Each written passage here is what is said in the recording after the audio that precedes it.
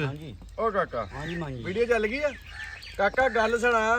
ਆ ਬੰਦੇ ਮੰਜੇ ਤੋਂ ਥੱਲੇ ਡੇ ਕੇ ਲੇਟ ਲੇਟ ਹੱਸਦੇ ਫਿਰ ਠੀਕ ਹੋ ਗਿਆ ਮਾਂ ਜੀ ਹੁਣੇ ਸੁਣਾ ਦੇ ਗੱਲ ਸੁਣਾਓ ਇੱਕ ਨਾ ਬਾਦਸ਼ਾਹ ਸੀ ਜੀ ਅੱਛਾ ਉਹਨੂੰ ਨਾ ਰਾਤ ਨੂੰ ਆਈ ਖਾਬ ਅੱਛਾ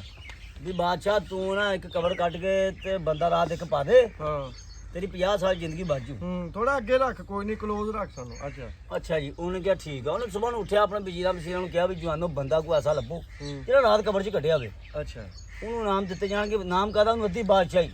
ਉਹਦੇ ਨਾਲ ਬਾਦਸ਼ਾਹ ਨੇ ਕਿਹਾ ਹਾਂ ਕਿ ਕੋਈ ਬੰਦਾ ਲੱਭੋ ਜਿਹੜਾ ਇੱਕ ਰਾਤ 'ਚ ਕਬਰ 'ਚ ਕੱਢੇ ਉਹਨੂੰ ਅੱਧੀ ਬਾਦਸ਼ਾਹ ਅੱਧੀ ਬਾਦਸ਼ਾਹੀ ਉਹਦੇ ਨਾਂ ਕਰ ਦੇਣੀ ਆ ਉਹਨੇ ਕਿਹਾ ਠੀਕ ਹੋ ਗਿਆ ਉਹ ਬੰਦਾ ਭਾਈ ਜਿਹੜਾ ਹੁਣ ਕਿਹੜਾ ਰਾਤ ਕਬਰ 'ਚ ਕੱਢੇ ਬਾਬਾ ਜੀ ਕੋਈ ਸੌਖੀ ਖੇਡ ਭਾਈ ਮਰ ਕੇ ਤੇ ਜਾਵੇ ਜਾਵੇ ਜੀਂਦਾ ਕਿਹੜਾ ਜਾਵੇ ਉਹਨੇ ਕਿਹਾ ਅੱਛਾ ਉਹ ਇੱਕ ਨਾ ਇਹ ਬਾਦਸ਼ਾਹੀ ਦੇ ਇੱਕ ਬੜਾ ਮਾੜਾ ਬੰਦਾ ਨਾ ਘੁਮਿਆਰ ਤੁਰਿਆ ਜਾਵੇ ਉਹ ਦਿਹਾੜੀ ਦੂੜੀ ਲੱਗੇ ਨਾ ਖੋਤਾ ਟਾਵਾਂ ਟਿੱਲਾ ਜਾਂ ਤੁਰਿਆ ਜਾਵੇ ਉਹਦਾ ਥੱਕਿਆ ਤੰਗਾ ਹਾਰਿਆ ਬੁਰੇ ਹਾਲ ਬੌਂਕੇ ਦਿਹਾੜੇ ਸਾਰੀ ਦਿਹਾੜੀ ਫਿਰ ਤੁਰ ਕੇ ਸ਼ਾਮ ਨੂੰ ਆਉਣ ਲੱਗਾ ਦੇਖਣ ਬਾਦਸ਼ਾਹੀ ਦੇ ਕੋਲ ਬੜਾ ਰਸ਼ ਆ ਉਹ ਬੰਦਿਆਂ ਨੂੰ ਕਹਿੰਦਾ ਇੱਥੇ ਖਾਣਾ ਵਾਲਾ ਪਿਆ ਕੀ ਗੱਲ ਆ ਉਹ ਕਹਿੰਦਾ ਬਾਦਸ਼ਾਹ ਨੇ ਨਾ ਰਾਤੀ ਆਈ ਆ ਖਾਬ ਵੀ ਜੇ 50 ਸਾਲ ਜ਼ਿੰਦਗੀ ਵਧਾਉਣੀ ਹੈ ਇੱਕ ਬੰਦਾ ਕਬਰ ਕੱਢ ਕੇ ਵਿੱਚ ਸਿੱਟ ਦੇ ਉਹਦੇ ਅੱਛਾ ਜੀ ਦਾ ਅੱਛਾ ਉਹਨੂੰ ਕਿਹਾ ਜਾ ਬਾਦਸ਼ਾਹ ਨਾਲ ਗੱਲ ਕਰ ਜਾ ਕੇ ਉਹਨੂੰ ਕਿਹਾ ਮਤਾ ਲੱਭ ਗਿਆ ਹਾਂ ਦੇਗਾ ਕੀ ਉਹਨੂੰ ਕਿਹਾ ਅੱਧੀ ਬਾਦਸ਼ਾਹੀ ਤੇਰੀ ਹੂੰ ਮੈਂ ਕਿਹਾ ਅੱਛਾ ਜੀ ਉਹ ਅੱਗੇ ਵਿਚਾਰਾ ਭੁੱਖਾ ਨੰਗਾ ਮਰਿਆ ਸੀ ਹੂੰ ਉਹਨੇ ਕਿਹਾ ਮਰੇ ਤੇ ਹੈਗੇ ਉਦਾਂ ਵੀ ਤੇ ਜਾਣਾ ਹੀ ਹੈ ਨਾ ਏਦਾਂ ਹੀ ਜਾਂਦੇ ਆ ਕੋਈ ਗੱਲ ਨਹੀਂ ਫਾਇਦਾ ਹੀ ਫਾਇਦਾ ਅੱਛਾ ਨਿਆਣੇ ਬਾਦਸ਼ਾਹੀ ਕਰਨਗੇ ਹਾਂ ਉਹ ਬਾਦਸ਼ਾਹ ਸਾਹਮਣੇ ਉਹਨੂੰ ਕੀਤਾ ਕਹਿੰਦਾ ਹਾਂ ਬਈ ਕਹਿੰਦਾ ਤਿਆਰ ਆ ਤੂੰ ਕਹਿੰਦਾ ਤਿਆਰ ਆ ਕਹਿੰਦਾ ਪਾਓ ਇਹਨੂੰ ਲੰਮਿਆਂ ਨਵਾਉ ਨੂੰ ਹਾਂ ਉਹ ਸਰਕਾ ਸਰ ਕਰਾਇਆ ਉਹਨੂੰ ਭਾਈ ਕਫਨ ਕੋਲ ਬਾਹਰ ਲੱਦਿਆ ਮੰਜੇ ਤੇ ਲੈ ਗਿਆ ਹੂੰ ਦਫਨਾਇਆ ਹੁੰਦਾ ਹਾਂ ਨੰਗੇ 15-20 ਮਿੰਟ ਹਾਂ ਸਾਈਂ ਆ ਗਏ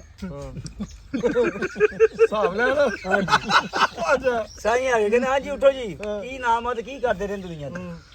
ਅੱਲਾਹ ਰਸੂਲ ਦੇ ਬਾਰੇ ਕੀ ਖਿਆਲ ਸੀ ਉਹਨੇ ਸਾਰਾ ਕੁਝ ਦੱਸਿਆ ਸੀ ਕਹਿੰਦੇ ਹਾਂ ਵੀ ਫਲਾਨੀ ਜਗ੍ਹਾ ਤੇ ਤੂੰ ਆ ਰਿਹਾ ਸੀ ਹਾਂ ਮਾਲ ਲੱਦਿਆ ਸੀ ਜਾਂ ਜੋ ਵੀ ਲੱਦਿਆ ਸੀ ਖੋਤੇ ਨੂੰ ਪਿਆਰ ਲੱਗੀ ਪਾਣੀ ਭਰਿਆ ਨਹੀਂ ਜੀ ਹਾਂ ਕੋੜਾ ਮਾਰੋ ਜੀ ਹਾਂ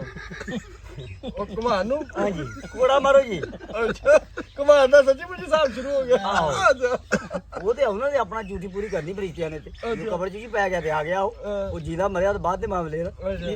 ਕਿਉਂਕਿ ਉੱਥੇ ਬੰਦਾ ਜੀਦਾ ਹੀ ਹੁੰਦਾ ਅੱਛਾ ਅੱਛਾ ਜੀ ਹਾਂਜੀ ਉਹ ਫਲਾਨੀ ਜਗ੍ਹਾ ਤੋਂ ਆ ਰਹੇ ਖੋਤੇ ਨੂੰ ਭੁੱਖ ਬਹੁਤ ਲੱਗੀ ਪੱਠਿਆਂ ਤੋਂ ਖਵਾਏ ਨਹੀਂ ਜੀ ਕੋੜਾ ਮਾਰੋ ਜੀ ਉਹ ਸਾਰੀ ਰਾਤ ਕੋੜੇ ਮਾਰ ਮਾਰ ਕੇ ਉਹਦੀ ਲੀਲੀ ਕਰਦੀ ਉਹਨਾਂ ਨੇ ਭਾਈ ਕਮਾਨ ਦੀ ਘਮਿਆਰ ਦੀ ਬੁੰਡ ਲੂਤੀ ਭਾਈ ਅੱਛਾ। ਸੁਬਾ ਦਿਨ ਜਿਹੜੇ ਬਚ ਗਏ ਓਏ ਉਠੋ ਮਿੰਟ ਬਾਅਦ ਬੰਦਾ ਲਿਆਓ ਕਿ ਮਾਰੀ ਨਾ ਜਾਵੇ ਅੰਦਰ ਮਿੰਟ ਬਾਅਦ ਬੰਦਾ ਲਿਆਓ ਉਹ ਗਏ ਭਾਈ ਉਹਨਾਂ ਨੇ ਕਬਰ ਖੋਦੀ ਬੰਦਾ ਕੱਢਿਆ ਬਾਹਰ ਬੜੇ ਢੋਲ ਢਮਕੇ ਵੱਜਦੇ ਆ ਰਹੇ ਉਹ ਚੁੱਪ ਉਹ ਨਹੀਂ ਬੋਲਿਆ ਬੋਲਣਾ ਕਿ ਬੋਲਣ ਜੋਗਾ ਛੱਡੇ ਨੇ ਉਹ ਰਾਣਾ ਸਾਹਿਬ ਆਪਣਾ ਮਨ ਸਾਹਿਬ ਉਹ ਨਾ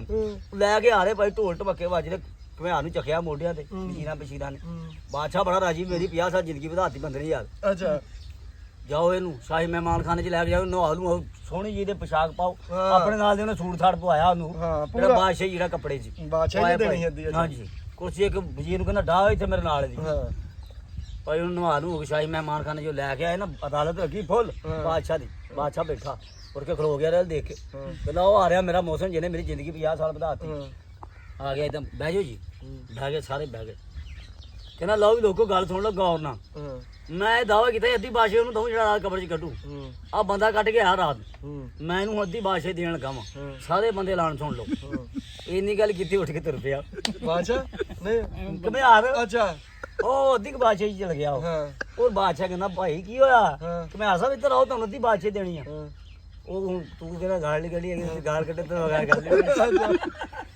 ਉਹ ਬਾਦਸ਼ਾਹ ਦਾ ਜੱਬ ਬਿਜੂਆ ਜੀ ਆਪਣਾ ਕੰਮ ਕਰ ਜਾ ਕੇ ਸਾਰੇ ਦਾ ਗੋਤੇ ਦਾ ਹਿਸਾਬ ਨਹੀਂ ਦੇਣਾ ਮੈਨੂੰ ਇੰਨੀ ਬਾਦਸ਼ਾਹੀ ਦਾ ਕਿਤੋਂ ਹਿਸਾਬ ਦੇਣਾ ਮੈਂ ਨਹੀਂ ਲੈਣੀ ਬਾਦਸ਼ਾਹੀ ਤੋਂ ਆਪਣੇ ਕੋਲ ਰੱਖ ਬਾਂਦਰ ਜਿਹਾ ਕਹਿੰਦਾ ਮੈਨੂੰ ਬਾਦਸ਼ਾਹੀ ਨਹੀਂ ਚਾਹੀਦੀ ਬੁੰਡ ਲੂਤੀ ਕਹਿੰਦਾ ਮਾਰ ਮਾਰ ਕੇ ਖੋਤੇ ਤੋਂ